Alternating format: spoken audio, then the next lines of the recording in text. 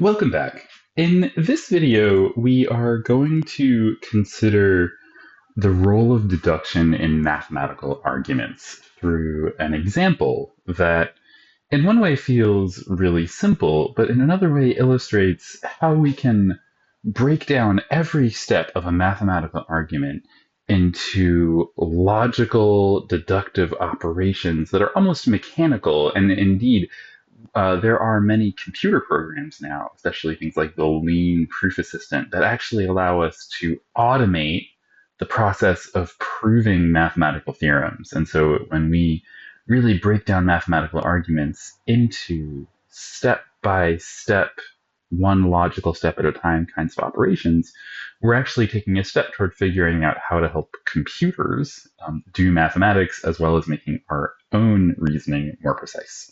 So we're going to consider a very simple claim. Not every prime number is odd.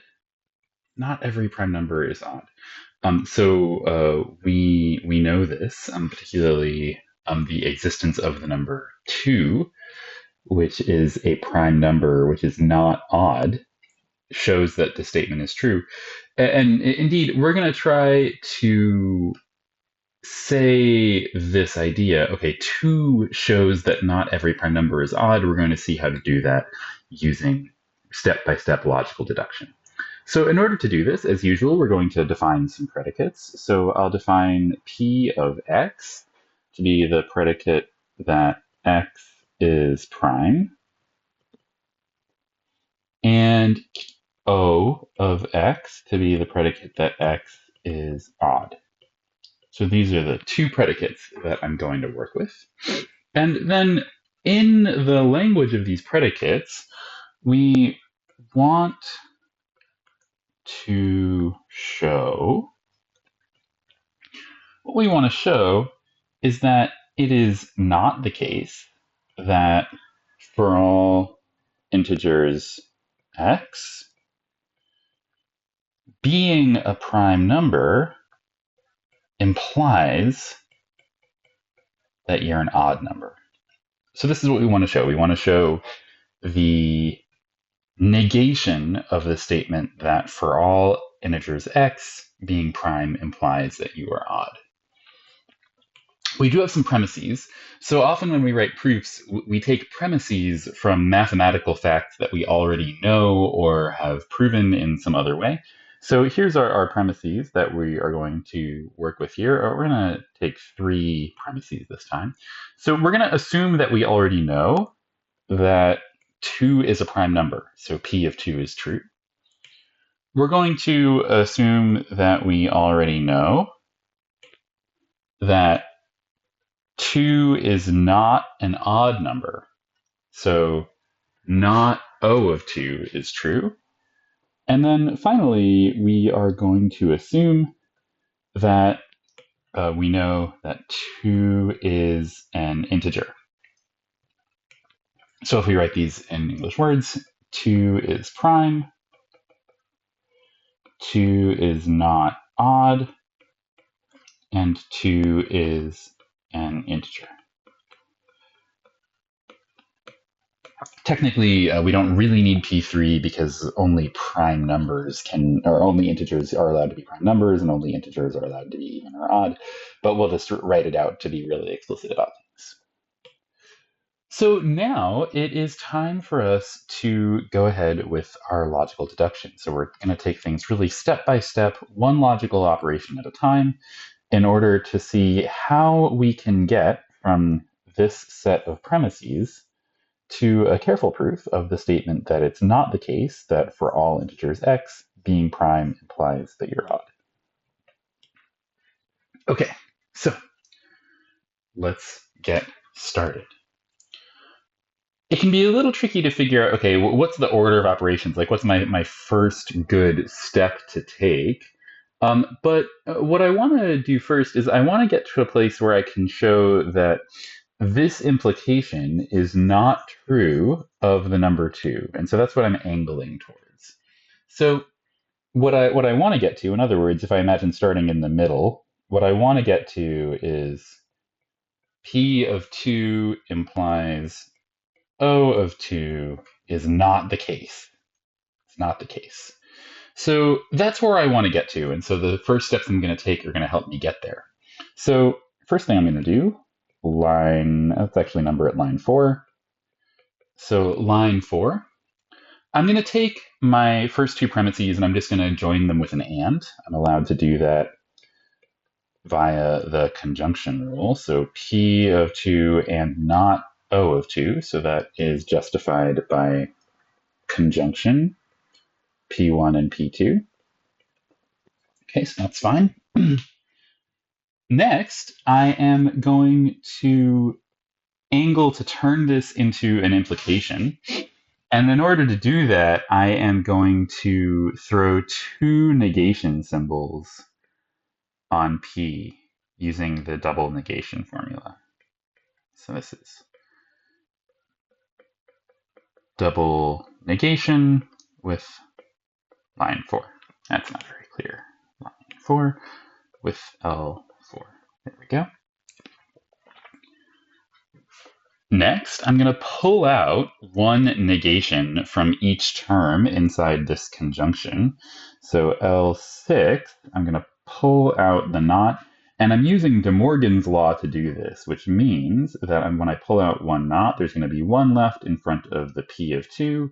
The conjunction and is going to become a disjunction or, and we're going to pull out a not from O of 2 as well. So this is De Morgan's. Oh, and I should say which line I'm using for De Morgan's. This is De Morgan's with line 5. Okay, we are where we wanted to get to for our intermediate step, actually, because if I take, let's just erase it and rewrite it. So if I now use the implication inequality, I am going to get that it's not the case that P of 2 implies O of 2. So this is implication equivalence. So this goes back to our implication equivalence. Not P or Q is the same as P implies Q. Okay, so now we've shown that it's not the case that P of 2 implies O of 2. This is a good step for us. What we now need to do is maneuver this into a quantified statement because we need to have a quantifier out in front. So we are getting close. What I'm going to do now is I am going to use a conjunction again. So I'm going to say, hey, not P of 2 implies O of 2. And furthermore, 2 is an integer. So this is conjunction with line 7 and P3. Okay.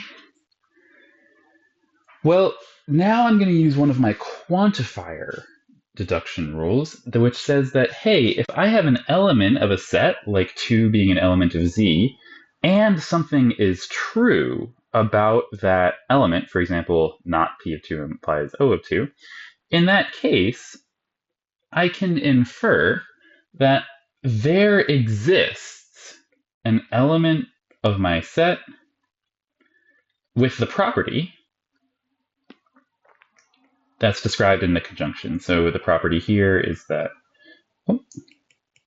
should have an X here. So not P of X implies O of X. So this is existential generalization with line 8. There exists an integer x such that not P of X implies Q of X, and this is because I've given an example. 2 is the integer. When I have an example of something in my hands, then I can conclude that there exists something with those properties. And now, finally, we have arrived at our destination. Because line 10, I'm going to apply quantifier negation. I can pull the not outside, the quantifier flips from an existential quantifier to a universal quantifier. There exists, so not the case that for all x and z, p of x implies O of x. So this is quantifier negation with line 9. And now I am done. I have proven the theorem that I wanted to show, that not every integer is, or not every prime number is an odd number. So this seems like a lot of steps for something that is pretty intuitive. This is the idea that, hey, if I show an example of something that doesn't satisfy the properties, an example of a prime number that is not odd, well, that feels like it should be a pretty easy logical deduction to get from, okay, here's a counterexample, not every prime number is odd.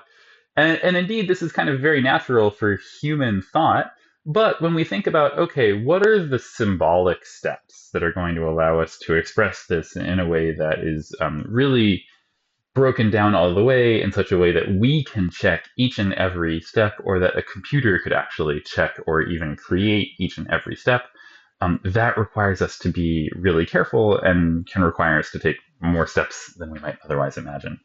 And again, this has payoffs both for practicing ourselves, clearly stating how we justify each of our argumentative steps, but also payoffs for automating theorem proving and theorem checking in when we want to actually have computers help us do math.